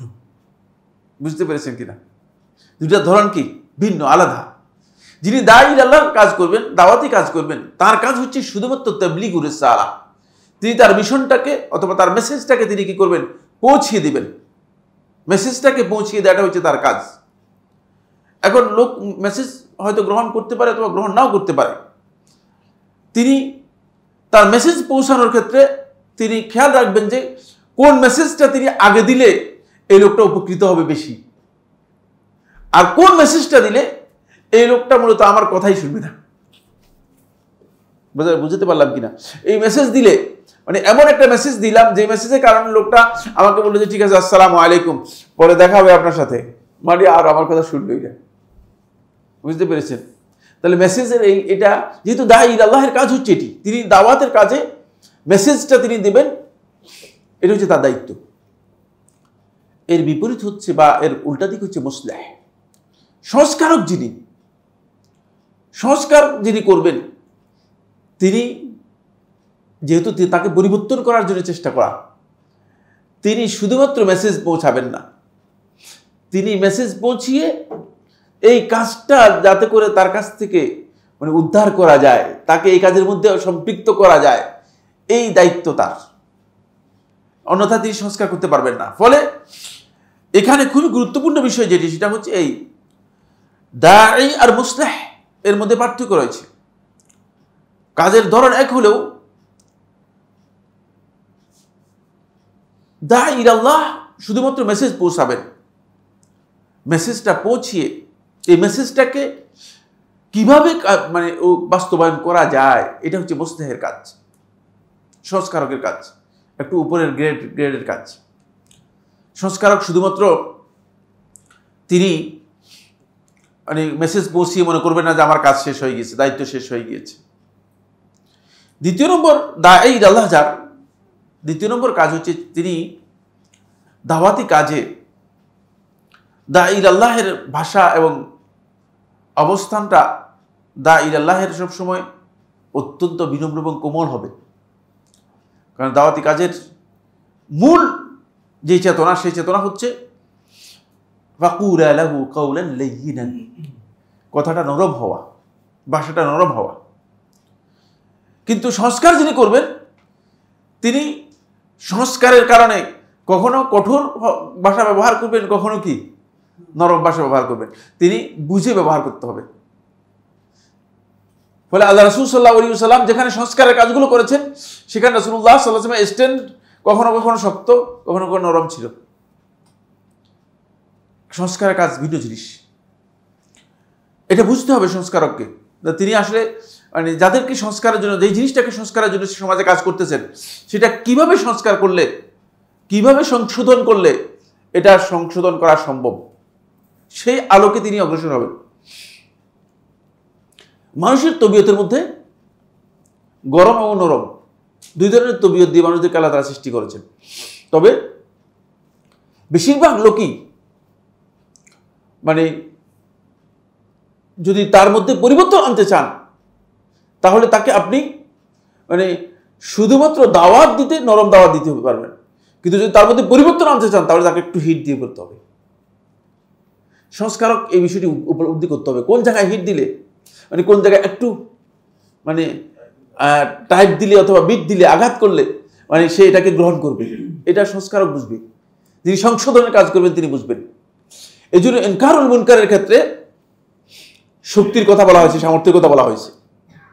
আল্লাহ রাসূল সাল্লাল্লাহু আলাইহি ওয়াসাল্লাম যখন ইনকারুল মুনকারের কথা বলেছেন, মান রাআ মিনকুম মুনকারান ফালইয়ুগাইয়িরু বিয়াদিহি, দেখছেন যে তোমাদের মধ্যে কোনো মুনকার দেখবে সেজন্য হাত দিয়ে এটাকে পরিবর্তন করে।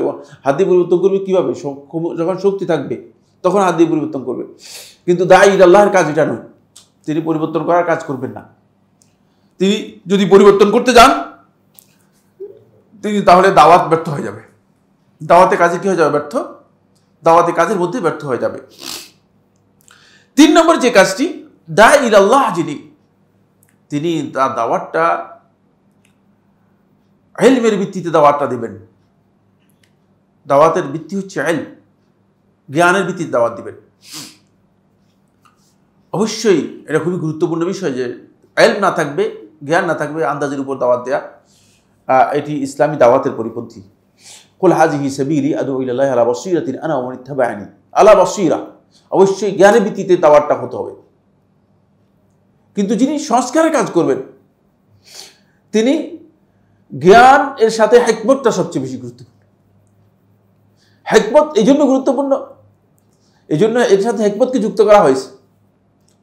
হিকমত এই কারণে সবচেয়ে বেশি গুরুত্বপূর্ণ, কারণ হিকমত যদি না থাকে তাহলে তিনি ইসলাহ করতে গিয়ে, সংশোধন করতে গিয়ে, পরিবর্তন করতে গিয়ে তিনি ফাসাদ তৈরি করে দিবেন। এবং তাই হচ্ছে অনেক জায়গাতেই আপনি দেখবেন, তিনি হয়তো মনে করেছেন যে তিনি বড় ধরনের কি করেছেন, মানে সংশোধন করার জন্য চেষ্টা করেছেন, কিন্তু সংশোধন করতে গিয়ে একবারে বিশাল ফাসাদ তৈরি হয়ে গিয়েছে। বুঝতে হবে ফাসাদ মানে যদি তৈরি হয়ে যায় তাহলে বুঝতে হবে যে আমার সংশোধনের পদ্ধতিটা মানে হিকমতের বাইরে চলে গিয়েছে, হিকমত অনুযায়ী সংশোধন করতে পারিনি। যেমন শবে বরাতের ব্যাপারে মানে কিছু কিছু বক্তব্য মানে কোনো শেখ এমনভাবে দিয়েছেন যে যদিও তার বক্তব্যের মধ্যে মানে অত জটিল কথা নেই, কিন্তু এক পর্যায়ে এমন একটা অবস্থা হয়েছে যে মানে মনে হচ্ছে যেন মানে শবে বরাত আর খারাপ মানে ব্যভিচার করা, এর মধ্যে ব্যভিচার করাটা উত্তম। নাউযুবিল্লাহি মিন যালিক, ভাষার মানে হিকমতের অভাবে এই পর্যায়ে চলে গিয়েছে। এটা বক্তব্য গলত। সংশোধন করতে গিয়ে এত কঠিন হয়ে গেলে বা সংশোধনের ভাষা এমন পর্যায়ে চলে গেলে তিনি সংশোধন করতে গিয়ে তিনি সংশোধন না করে তিনি বিশাল ফাসাদ সৃষ্টি করে ফেলবেন। এই জন্য হিকমতটা এখানে খুবই গুরুত্বপূর্ণ। মেসেজ পৌঁছানোর জন্য হিকমতের অত বেশি কি নেই, অত বেশি দরকার নেই। আপনি মেসেজটা পৌঁছে দিলেন, দাঈ ইলাল্লাহ, দাওয়াতি কাজ করলেন। তবে অবশ্যই দাওয়াতি কাজের আপনাকে জ্ঞানভিত্তিক হতে হবে। যদি দাওয়াতি কাজটা জ্ঞানভিত্তিক হয় তাহলে কিন্তু মানুষ জ্ঞানকে অগ্রাধিকার দেয়, মানুষ জ্ঞানকে অগ্রাধিকার দেয়।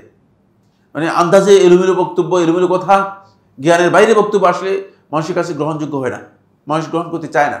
আর বিশেষ করে এখন হচ্ছে এটাকে বর্তমান সময়টাকে বলা যেতে পারে যে ইনফরমেশনের টাইম অফ দ্য ইনফরমেশন, মানে এখন ইনফরমেশনের যুগটাই ইনফরমেশনের।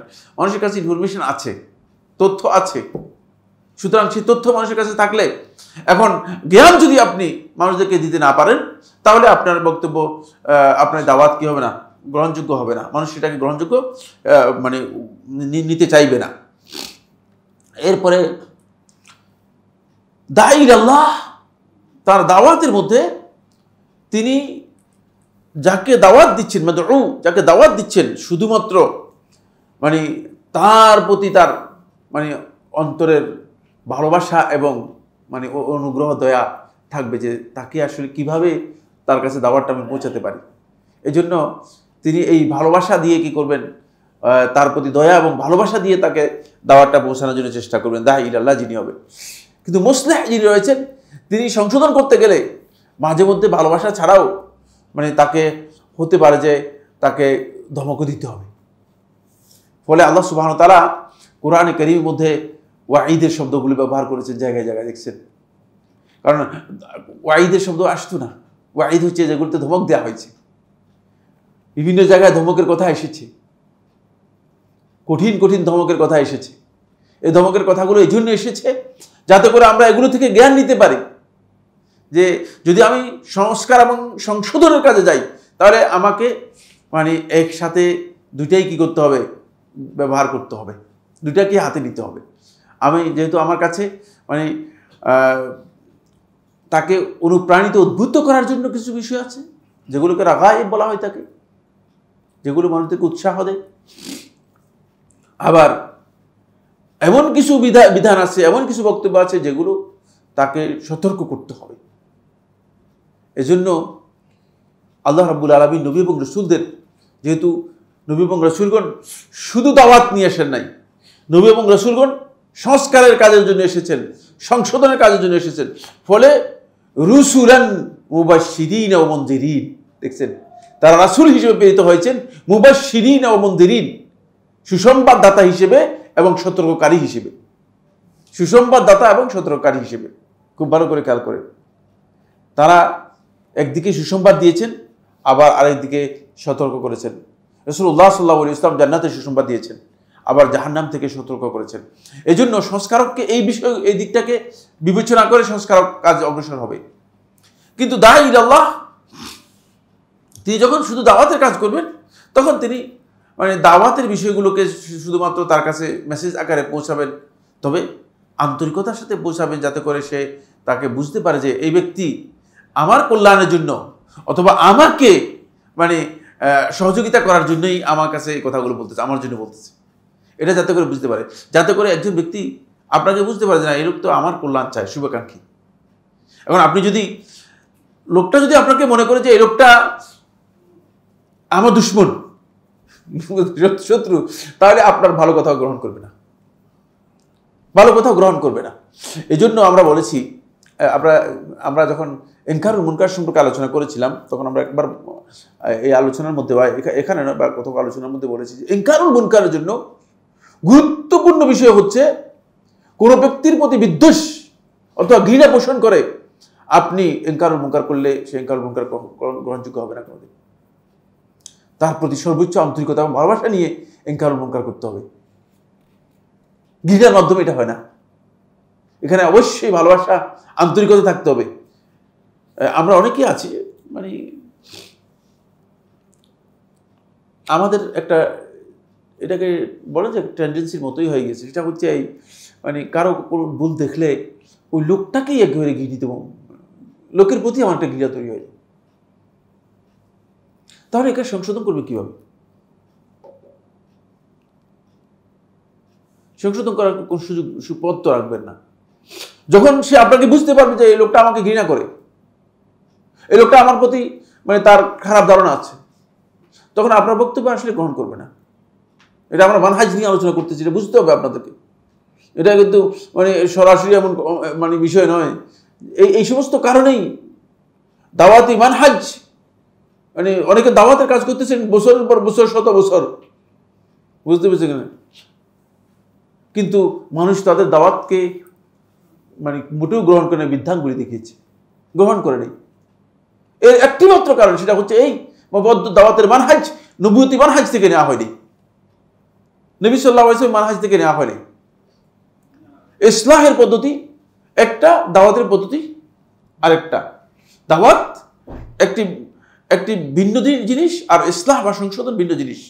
অবশ্যই মুসলিহ যিনি হবেন তিনি, আমরা যে পয়েন্টগুলো বলেছি সেই পয়েন্টগুলো অবশ্যই তার সামনে থাকতে হবে।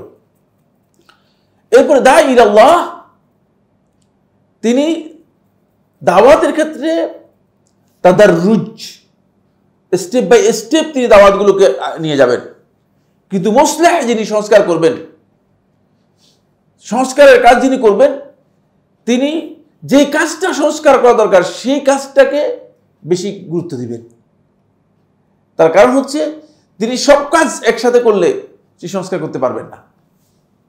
এই জন্য প্রত্যেক নবীর সময়, খুব ভালো করে গেল, প্রত্যেক নবী এবং রাসূলের সময় মানে দেখবেন যে তাদের দাওয়াতের মধ্যে মানে একটা গুরুত্বপূর্ণ দিক ছিল। শুআয়ব আলাইহিস সালাতু ওয়াস সালাম তার দাওয়াতের প্রতি একটা গুরুত্বপূর্ণ দিক ছিল, তার কওমের লোকেরা মানে ওজনে কি করতো, এলোমেলো করতো, ওজন কম দিত, মানুষের সাথে প্রতারণা করতো। হ্যাঁ, তার এই দাওয়াতের সাথে এই বিষয়টাকে, যেহেতু সংস্কারের জন্য এসেছেন, এই বিষয়টাকে কি করে অ্যাড্রেস করেছেন। সংস্কারক তিনি দাওয়াতের যে মূল কাজ করবেন, এই দাওয়াতের সাথে তিনি সংস্কারের বিষয়টাকে অগ্রাধিকার দেবেন, তিনি সংস্কারের বিষয়টা অগ্রাধিকার দেবেন।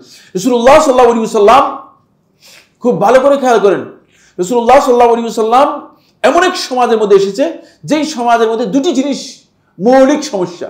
একটা হচ্ছে শিরক, চূড়ান্ত পর্যায়ে পৌঁছে গেছে, এমন পর্যায়ে পৌঁছে যে আল্লাহর ঘরের মধ্যে 360টা মূর্তি, আল্লাহর ঘরের মধ্যেই। কত ভয়ঙ্কর অবস্থা, মানে তারা আল্লাহর ঘরের মধ্যে মূর্তি ঢুকিয়ে নিয়েছে। আর দ্বিতীয় নম্বর হচ্ছে তারা দুনিয়ার প্রতি এত বেশি তারা আগ্রহী হয়ে গিয়েছে যে আখিরাতকে তারা পরিপূর্ণরূপে ভুলে গিয়েছে। আখিরাত বলতে তাদের কাছে আখিরাতের বক্তব্য একেবারেই মনে হয় যেন অপরিচিত হয়ে গিয়েছে, আখিরাতের দাওয়াতটা তাদের কাছে অপরিচিত হয়ে গিয়েছে। অথচ এই লোকগুলোই মানে আগে আখিরাতের বিষয়টি তারা বিশ্বাস করত, কিন্তু তারা আস্তে আস্তে দুনিয়ার প্রতি তাদের এমন বেশি মোহ এসে গিয়েছে যে আখিরাতকে, ফলে রাসূলুল্লাহ সাল্লাল্লাহু আলাইহি ওয়াসাল্লাম বারবার যেটা অ্যাড্রেস করেছেন সেটা হচ্ছে মানে তাওহীদের অ্যাড্রেস করেছেন এবং আখিরাতের বিষয়টা, যাতে করে আখিরাতের বিশ্বাসটা তাদের মজবুত হয়, শক্তিশালী হয়। কারণ আখিরাতের বিষয় মজবুত না হলে এই লোকগুলো সালাত, সিয়াম, ইবাদত, হালাল হারাম কোনোটাই তাদের কাজে লাগবে না, কাজ করতেও পারবে না, করবেও না। কারণ আমরা যদি আখিরাতে বিশ্বাস না করি তাহলে আমরা হালাল হারাম দিয়ে ওয়াজ করে কোনো লাভ হবে কিনা বলেন তো? হ্যাঁ, কোনো লাভ। ভাই এত কথা বলতেছেন কেন? মানে যেমন ইকবালকে আপনারা শুনেছেন, কবি ইকবাল পাকিস্তানের কবি ছিল, জাতীয় কবি পাকিস্তানের জাতীয় কবি ছিল। তো এই একটা বই লিখেছে, দুটো কবিতা লিখেছে, খুব মানে ভয়ঙ্কর বিতর্কিত কবিতা। তোর মধ্যে আল্লাহর বিরুদ্ধে অভিযোগ, একটা হচ্ছে কি অভিযোগটা আল্লাহকে অভিযোগ করছে। মানে অবশ্য কবিরা বেশিরভাগ পাগল টাইপের হয়, এতে মানে অসুবিধা নেই, সুবিধাটা এতে তেমন কোনো অসুবিধা নেই। কোন পর্যায়ের লোক ছিল এমনি, তার বিভিন্ন কবিতা থেকে বোঝা গিয়েছে সে এটাকে রুমিয়ের মতো, যারা রুমির মতো মানে সর্বেশ্বরবাদী অথবা হুলুলি বা ইত্তেহাদি ছিল। যাই হোক, সেটা আমার আলোচ্য বিষয় নয়, আকীদার বিষয়টি আমি আলোচনা করতে চাচ্ছি না। মানে সে তার কবিতার মধ্যে আল্লাহ তাআলাকে অভিযোগ করতে করতে এক পর্যায়ে, আল্লাহ তুমি যে মানে এইভাবে ইমানদার ব্যক্তিদেরকে ওয়াদা দিয়ে এইভাবে করলা, যদি কিয়ামতের দিন না দাও তাহলে তো বেচারা বড় ক্ষতিগ্রস্ত, দুনিয়াতেও কিছু করতে পারলো না, দুনিয়াতেও তোমার এই ওয়াদায় এত আরামের কাজ মানে মানে এইগুলো করতে পারলো না, এই আরাম আয়েশে বিনোদন করতে পারলো না, তো আখিরাতে তো বেড়ায় করলেই গেল। মানে শুধু হুরের ওয়াদায় দিয়ে গেলা, যদি আখিরাতে না দাও, বুঝতে পেরেছেন? তাহলে তো এই বেচারা সবচেয়ে বেশি মানে সব কিছু থেকে মাহরুম, দুনিয়াটাও সে কোনো আরাম পেল না, বিনোদন পেল না, আর আখিরাতে তার কিচ্ছু নেই। এটা হচ্ছে আখিরাতের যাদের বিশ্বাস নাই তাদের ধারণা। এই জন্য আখিরাতের বিশ্বাস না থাকলে আসলে সেই ব্যক্তি মনে করবে যে এগুলো প্রতারণা। বুঝতে পেরেছি? এবং এই আমাদের সমাজের মধ্যে সকল আমরা যারা মুসলিম আছি, মুসলিমদের শতকরা 80% লোক আখিরাতে বিশ্বাস করে না। আপনি আসলে বলতেছেন আমি আখিরাতে বিশ্বাস করি, আখিরাতে বিশ্বাস করেন কিচ্ছু না। আসলে আখিরাতে বিশ্বাস করলে সে ব্যক্তি হারাম করার কোনো সুযোগ নেই, হারাম কাজ করতে পারবে কিনা প্রশ্নই আসে না। সুতরাং আসল কথা হচ্ছে সে আসলে আখিরাতে বিশ্বাস করে না, শুধুমাত্র কি করে মানে লৌকিকভাবে বলতেছে যে আমি আখিরাতের প্রতি বিশ্বাস পোষণ করে থাকি। হ্যাঁ, লৌকিক এই বিশ্বাস আখিরাতের বিশ্বাসের জন্য যথেষ্ট হবে না, আখিরাতের বিশ্বাসের জন্য যথেষ্ট হবে না। আসুন, ফলে ৬ষ্ঠ নম্বর যেই মূলনীতি, এই মূলনীতির মধ্যে দাওয়াত এবং ইসলাহের জন্য আমাদেরকে যেই তারতিব, আমাদেরকে যে ধারাবাহিকতা রক্ষা করতে হবে দাওয়াতের জন্য, সেটা হচ্ছে প্রথমে তাওহীদের দাওয়াত আমাদেরকে অগ্রাধিকার দিতে হবে। দ্বিতীয়ত তাওহীদের সাথে শিরক সম্পর্কে মানুষদেরকে সতর্ক করতে হবে। এটা ইসলামী আকীদার মৌলিক বিষয়। এই কারণেই এই কথাগুলো এসেছে যে আপনি যেখান থেকে শুরু করবেন সেখান থেকে যদি শুরু না করে থাকেন তাহলে আপনার ভুল হবে, তাহলে আপনার কাজ সফলতা লাভ করবে না, আল্লাহ রাব্বুল আলামিন সফলতা দিবেন না। এই জন্য আল্লাহ তাআলা কোরআনে কারীমের মধ্যে আল্লাহ রাব্বুল আলামিন একেবারে স্পষ্ট করে বলে দিয়েছেন, ইন তানসুরুল্লাহ ইয়ানসুরকুম ওয়া ইউসাব্বিত আকদামাকুম। তোমরা যদি আল্লাহকে সাহায্য করো তাহলে আল্লাহ তোমাদেরকে সাহায্য করবে। আপনি আল্লাহকে কি সাহায্য করবেন?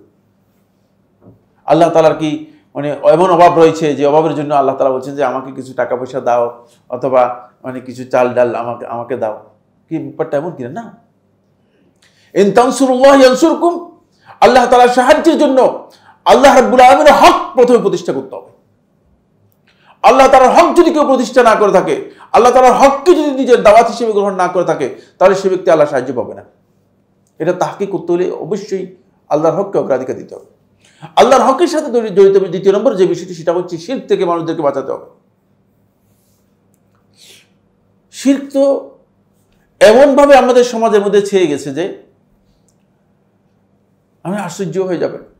সেদিন একজন আমাদের বন্ধু বলছে যে কি জানি অল্প কয়েকদিন আগে রিমাল না কি একটা ঝড় না ঘূর্ণিঝড় রিমাল, বলছে যে মানে আমরা আগে থেকে সতর্ক করার কারণে আমরা বেঁচে গিয়েছি। মানে আল্লাহ এবং মানে আল্লাহর যেই মানে বিধান, আল্লাহর প্রতি যে আস্থা, মানে সেগুলোর কোনো আমাদের কোনো সম্পর্কই নেই, কোনো সম্পর্কই নেই। না বুঝে কথা বলেন।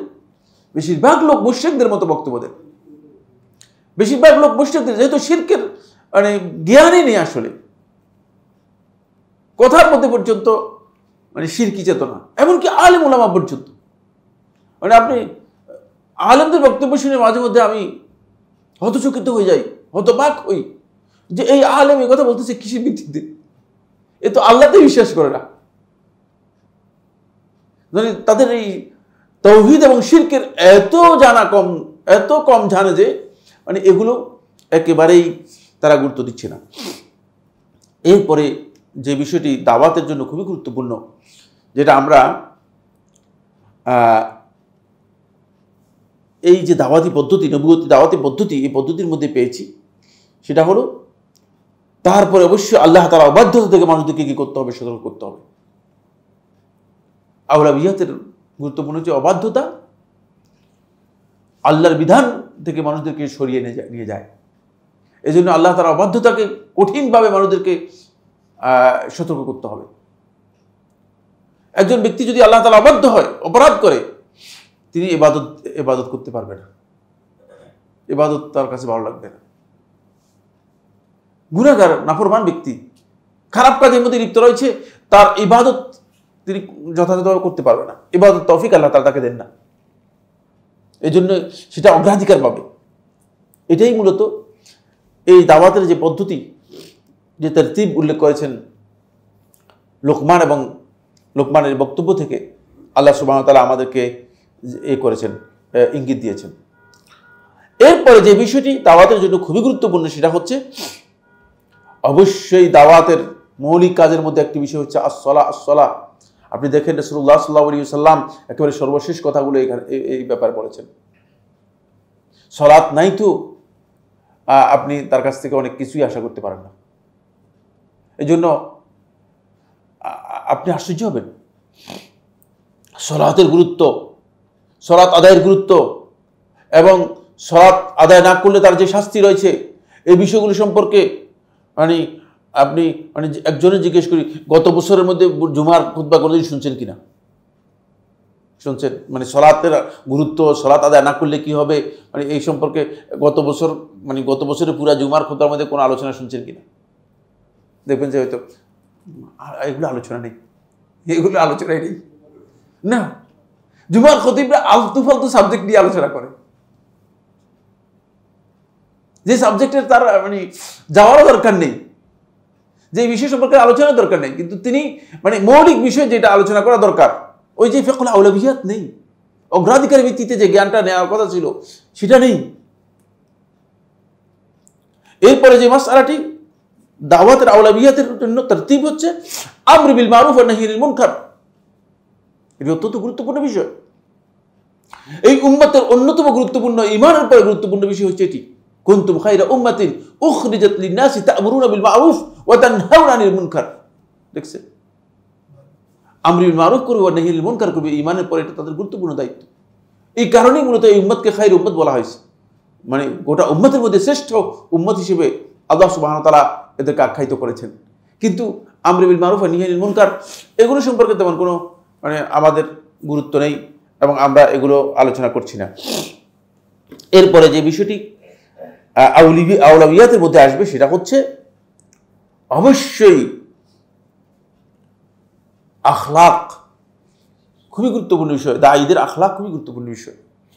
দায়ী যিনি হবেন তিনি নিজের আখলাক সংশোধন করতে যদি না পারেন তাহলে অন্যদের আখলাক তিনি সংশোধন করতে পারবেন না। এজন্য দায়ী আল্লাহ যিনি হবেন তিনি তার আখলাকটাকে সংশোধন করবেন। আখলাকের মধ্যে দুটি পয়েন্ট অত্যন্ত গুরুত্বপূর্ণ। এজন্য এই আয়াতের মধ্যে এই বিষয়গুলো অগ্রাধিকার দেওয়া হয়েছে। আখলাকের মধ্যে সবচেয়ে গুরুত্বপূর্ণ দিক হচ্ছে সবর। দাওয়াতি কাজ করতে পারবেন না সবর না থাকলে, কেউ আসলে মানে এগুলো একেবারেই ওয়াদেহ কথা, একেবারে স্পষ্ট কথা। এজন্য ধৈর্যটা, সবরটা খুবই গুরুত্বপূর্ণ বিষয়। মানে সবর এত গুরুত্বপূর্ণ বিষয় যে কেউ যদি দাওয়াতি কাজ করতে চান কিন্তু তার কাছে সবর না থাকে তাহলে দেখবেন যে তিনি দাওয়াত থেকে নিজেই সরে যাবেন।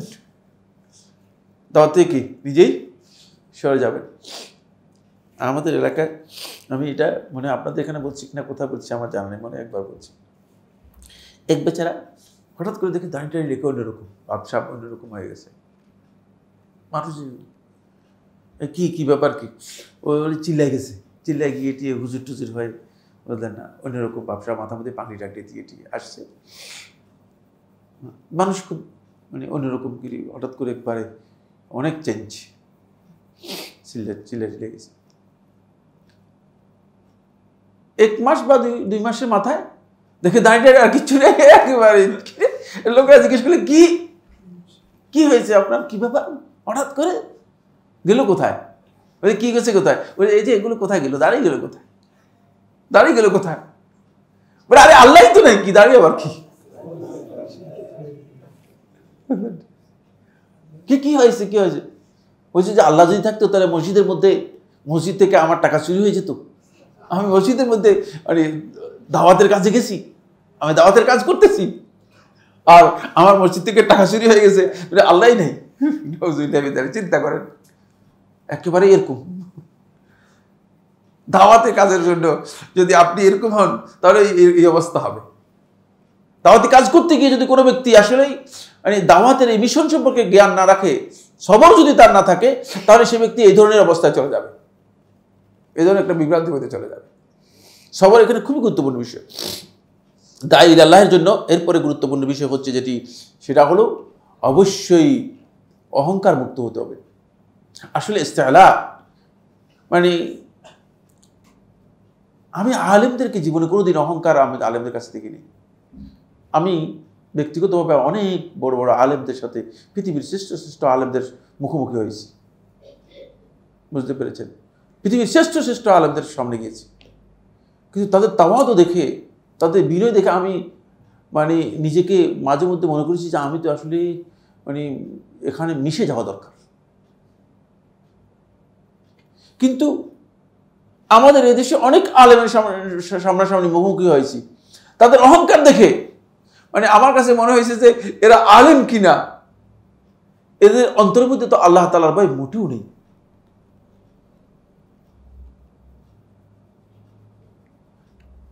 ইলমের সাথে আল্লাহর কসম করে বলছি, অহংকার সমান কোন অবস্থান নিতে পারে না। বরং এই মর্মে সালাফদের বক্তব্য রয়েছে, ঈমান এবং কিবর একটি আরেকটার বিপরীত। ঈমান আর অহংকার একটি আরেকটির বিপরীত।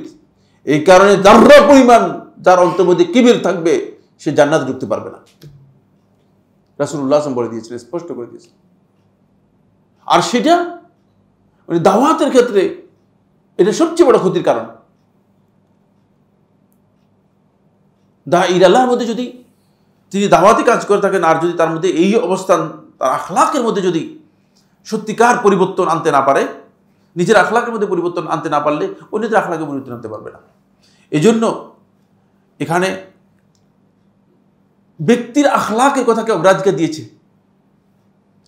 যাতে করে আপনি অন্যদের আখলাক পরিবর্তন করতে পারেন।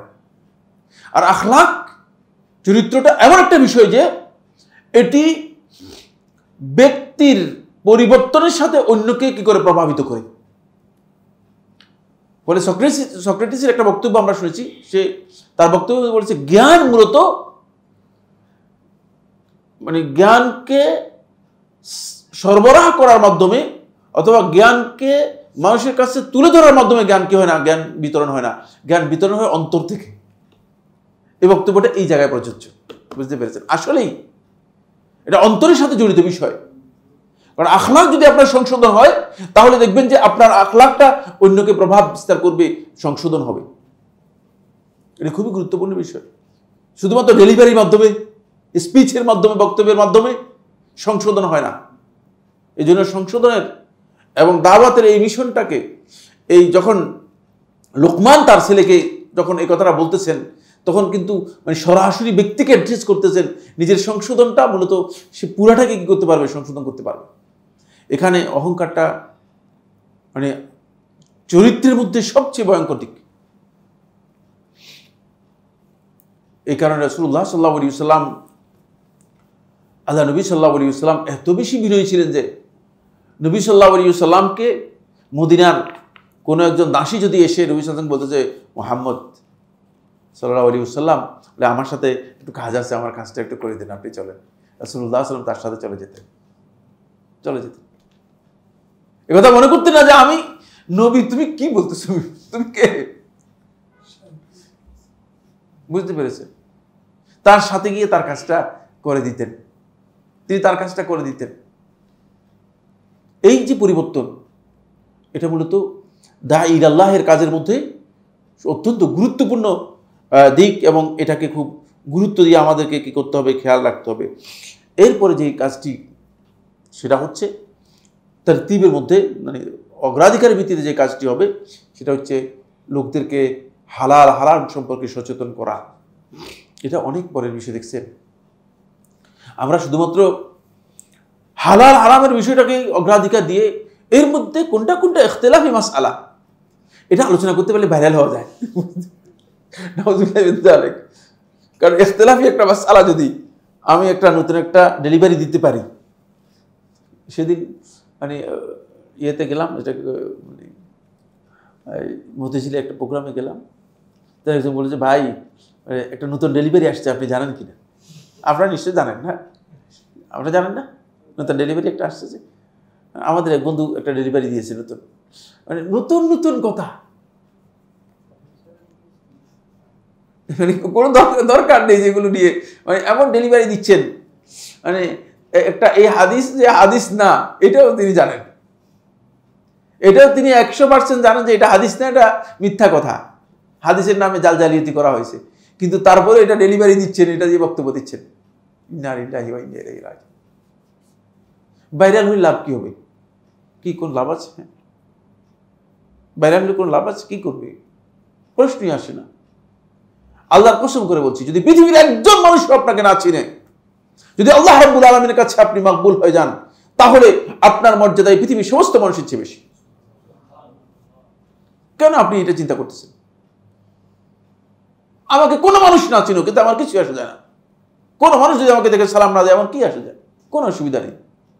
কিন্তু আল্লাহ রাব্বুল আলামিনের কাছে যদি গ্রহণযোগ্যতা হারিয়ে যায়, এর চেয়ে ক্ষতি আমার আর কিছুই নেই। কি কারণে আমি এত নতুন নতুন ডেলিভারি দিতে হবে, নতুন নতুন বক্তব্য দিয়ে মানুষের ভাইরাল হওয়ার জন্য চেষ্টা করতে হবে? প্রশ্নই আসে না। ইখতিলাফি মাসআলাগুলো নিয়ে অনেকেই মানে বেশি উদ্গ্রীব। নতুন একটা কথা বললেন, এবার দেখবেন যে এটা খুব বেশি মার্কেট পেয়ে গিয়েছে, ভাইরাল হয়ে যাচ্ছে। নাউজুবিল্লাহ মিন যালিক। আলেমদেরকে সচেতন হতে হবে। যথাসম্ভব খেয়াল রাখতে হবে যে এই ইখতিলাফি মাসআলাগুলো যথাসম্ভব এগুলো থেকে বেরিয়ে আসা যায়,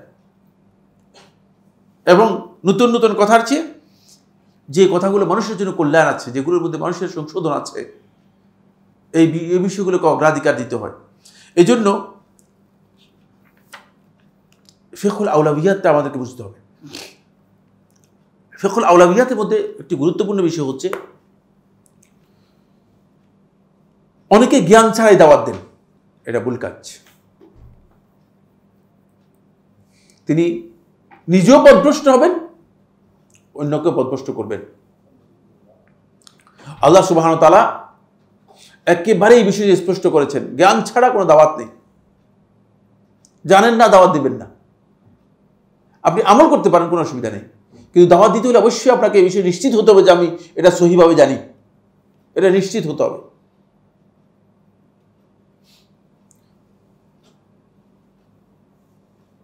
রাসূলুল্লাহ সাল্লাল্লাহু আলাইহি ওয়াসাল্লাম আবু দাউদের riwayat-এর মধ্যে এসেছে, রাসূলুল্লাহ সাল্লাল্লাহু আলাইহি ওয়াসাল্লাম ইরশাদ করেছেন যে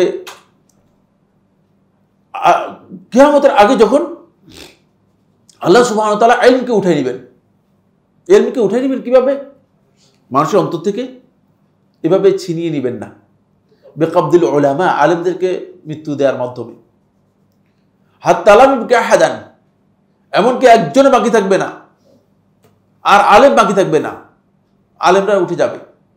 তখন ফাসাআলান নাস ফাত্তাখাযান নাস রুউসান জুহালান, মানুষ একজন মানে জাহিল লোকদেরকে, তাদেরকে মানে বড় আলেম মনে করে তাদেরকে নেতা হিসেবে গ্রহণ করবে।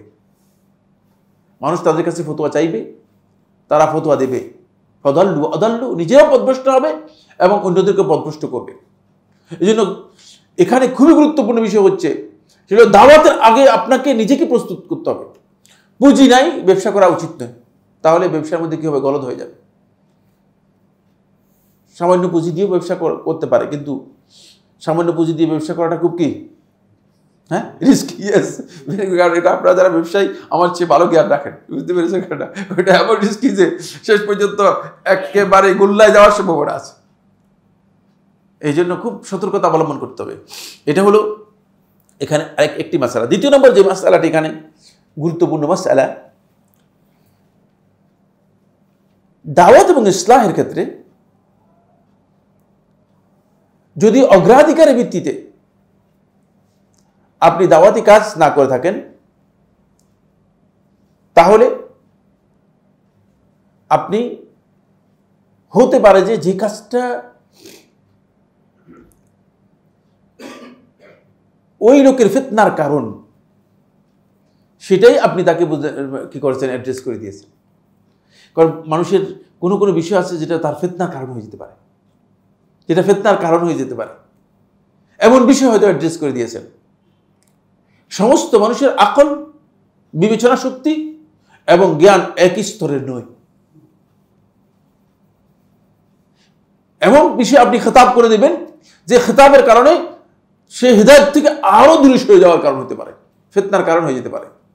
তখন আপনি দাওয়াত ভুল করার কারণে বা আউলাবিয়াতের জ্ঞান না থাকার কারণে আপনি এই লোকের ফিতনার কারণ হয়ে গিয়েছেন। এই জন্য আল্লাহ রাব্বুল আলামিন কোরআনের মধ্যে এই দোয়া শিক্ষা দিয়েছেন, ওয়ালা তাজআল ফিতনাতাল লিল্লাযিনা কি কাফারু, যে আমাদেরকে আপনি কাফেরদের জন্য ফিতনার কারণ হিসেবে পরিণত করবেন না, তাহলে তারা দিন থেকে দূরে সরে যাবে, দিন আমাদের কারণে দিন থেকে দূরে সরে যাবে, ফিতনার কারণ হয়ে যাবে। আর আউলাবিয়াতের ক্ষেত্রে আরেকটি মাসআলা হচ্ছে যেটা, সেটা যিনি দাওয়াতের কাজ করবেন, সংস্কারের কাজ করবেন, অবশ্যই তিনি যাদেরকে দাওয়াত দেবেন তাদের অবস্থা সম্পর্কে তিনি পরিপূর্ণ জানতে হবে।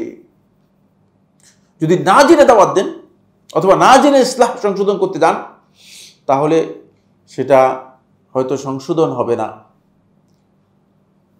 অবস্থা সম্পর্কে জানা, মাদউ যাদেরকে দাওয়াত দিচ্ছেন তাদের অবস্থা সম্পর্কে জানা, এটা আমরা পেয়েছি মুআয ইবনে জাবাল রাদিয়াল্লাহু আনহু বর্ণিত যে হাদিস রয়েছে, সেই হাদিসের মধ্যে ইন্নাকা তা'তি কওমান আহলা কিতাব, যে তুমি যাচ্ছ এমন এক জাতির কাছে, এমন এক লোকদের কাছে যারা আহলে কিতাব, কিতাবের অনুসারী।